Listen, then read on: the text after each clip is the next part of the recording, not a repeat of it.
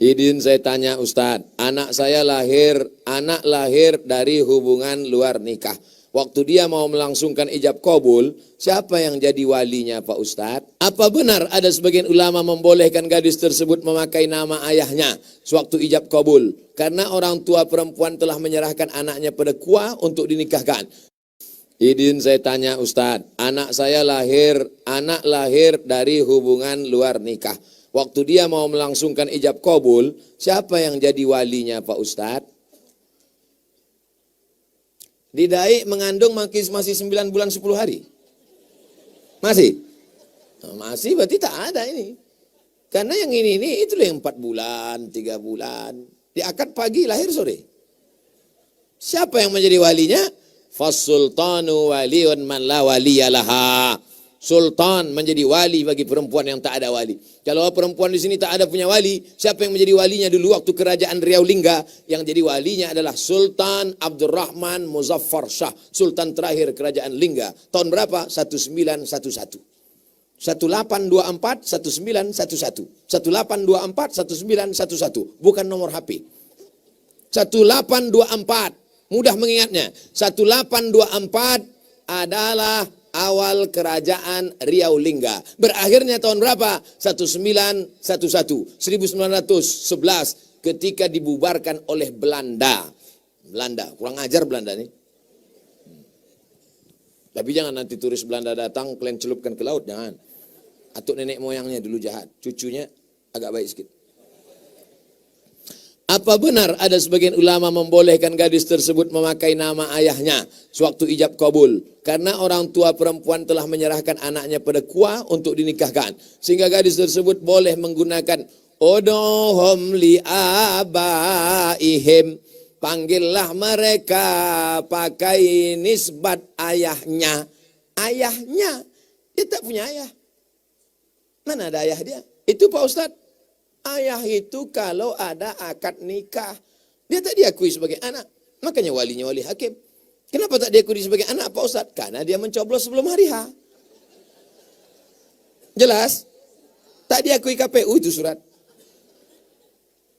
Sehingga gadis tersebut boleh menggunakan nama ayah dengan hitung-hitung si gadis akan nikahkan tersebut 3 bulan dalam rahim ibunya. Waktu kedua orang tua gadis melakukan hubungan di luar nikah. Buka kitab Al-Fiqhul Islami wa Adillatuh. Tak ditengok 3 bulan, 6 bulan. Pokoknya salah ada di dalam waktu akad tak dihitung. Karena sudah outside. Waktu akad itu yang penting. Aku nikahkan engkau dengan anakku dengan mahar tunai. Nah, asal marah itu berarti berisi itu. Mudah aja nandainya. Mohon Pak Ustadz jelaskan jangan sampai ada yang salah dalam hal ini. Tak ada. Buka Al-Fiqhul Islami wa Adillatuh. Pokoknya asal hamil dulu, lahir anak itu, jangan sampai kau buat kelakuan salah 2 kali. Dulu kau salah karena menghamili emaknya. Sekarang kau salah membuat anak itu tak sah nikahnya. Jantan, gentleman guys. Jumpai Pak Kua, kasih tahu Pak Kua, aku ini salah. Dulu aku silap. Sekarang kau nikahkan dia. Karena kau yang paling layak untuk menikahkannya. Aku nanti pada hari itu pura-pura sakit perut mencret. Apa pandangan Islam terhadap money politik? Money, duit. Politik, ngasih duit karena politik. Bahasa Melayunya, kalau tak ada berada, takkan tempua bersarang rendah. Burung tempua sarangnya di atas pokok kelapa. Tapi ada saat-saatnya dia turun ke bawah. Kapan itu? 5 tahun sekali. Pas dekat-dekat pilpres. Pas dekat-dekat pilkada. Pas dekat-dekat pileg. Baru dia turun ke bawah. Paham? Tak juga paham, payah itu dah.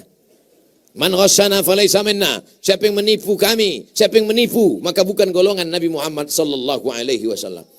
Oleh sebab itu pahami dengan baik. Kalau dari awal sudah mengulur duit, pasti akan menarik lagi pakai duit. Betul?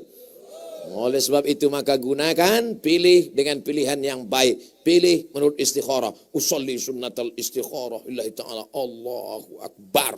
Mana yang mau kau pilih? Ibu pilih yang mana? Ini Pak Ustadz. Kenapa ini dipilih? Semanalah Pak Ustadz, jilbab udah 5 dikasihnya. Surat Yasin 3 kotak Pak Ustadz. Semuanya gambar dia semua. Waspadalah. Kejahatan terjadi bukan hanya karena ada niat dari pelakunya, tapi karena ada kesempatan. Waspadalah. Ambil duitnya, jangan coblos orangnya. Kalau tak mau nerima duitnya, kasih sama saya. Wah Ustadz ini mata duitan juga. Saya ambil duitnya, saya berikan beras, saya bagi ke fakir miskin. Satu bulan 200 kotak, 200 paket. Beras 10 kilo, minyak 1 kilo, gula 1 kilo, kopi 1 kotak, teh 1 kotak, roti gabin. Makan fakir miskin. Panjang rahmatnya. Ibu, bapak dapat duit itu, kasih langsung. Alhamdulillah Pak Ustadz, kemarin ada dapat saya 100 ribu, saya kasih. Kalau 1 juta, agak berat Pak Ustadz. Ini menyangkut masalah hutang. Gimana caranya kalau kita mau hutang tapi orang yang kita pinjam uangnya sudah tak tahu lagi entah di mana? Alhamdulillah. Nomor HP pun tak ada. Dan keluarganya pun tak tahu. Oh, kalau kita tak tahu, hitung dulu pinjamnya berapa? 100 ribu. Tahun berapa? 100 ribu tahun 80. 100 ribu tahun 80 itu berapa gram emas? Maka dihitungnya melalui hitung yang takaran yang standar. Bukan dolar. Karena dolar berubah-ubah. Bukan rupiah. Rupiah berubah, ada inflasi. Maka yang paling normal adalah emas. Kira-kira 100 ribu tahun 80 berapa emas? Itu 2 gram Pak Ustadz. 2 gram emas tahun sekarang, 1 gram 500 ribu, 2 gram 1 juta. Maka bayarlah 1 juta. Setelah dapat hitungannya bahwa 100 ribu tahun 80 itu 1 juta sekarang, yang dibayar 100 ribu atau 1 juta? 1 juta. Bawalah 1 juta itu untuk masoleh ammah. Masoleh ammah itu apa? Kepentingan umum. Masjid, fakir miskin, anak yatim, sekolah tahfiz Quran, pondok pesantren. Serahkan. Ini aku bayarkan 1 juta Pak Kiai. Untuk apa nih Pak? Terima aja lah, usah tanya lagi.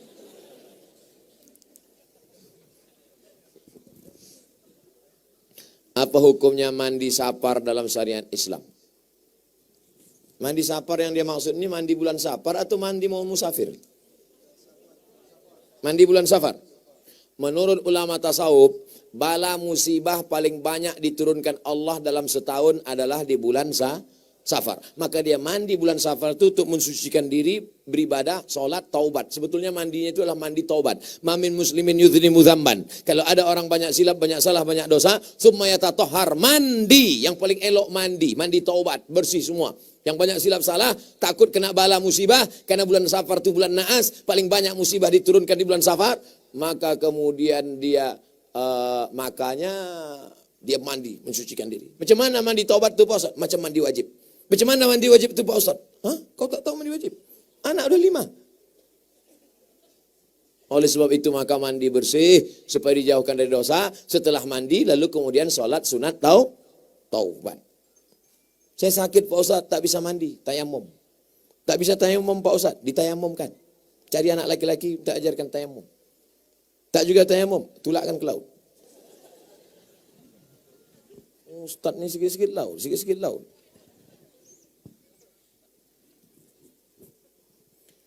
Mohon Ustaz jelaskan masalah tahlilan orang baru meninggal dunia 3 hari, 7 hari, 20 hari, 40 hari, 100 hari. Banyak. Di daerah Linggani membuat atau menambah 60 hari, 80 hari. Apakah ada dalilnya yang bersangkutan jadikan rujukan atau apakah ulama sepakat dengan hal ini? Mohon penjelasannya Pak Ustaz. Mak saya meninggal bulan Maret. Maret 2019. Sekarang bulan? Bulan Februari. Berarti sebulan lagi setahun. Tak pernah berhenti. Saya teruskan aja. Saya terus baca Yasin, saya terus tahlil, saya terus bagi beras fakir miskin. Bagi. Tak ada saya hitung sehari, 2 hari, 20 hari, 30 hari, 100 hari. Tak ada. Terus. Sampai kapan? Selama ada duit sampai mati hari kiamat.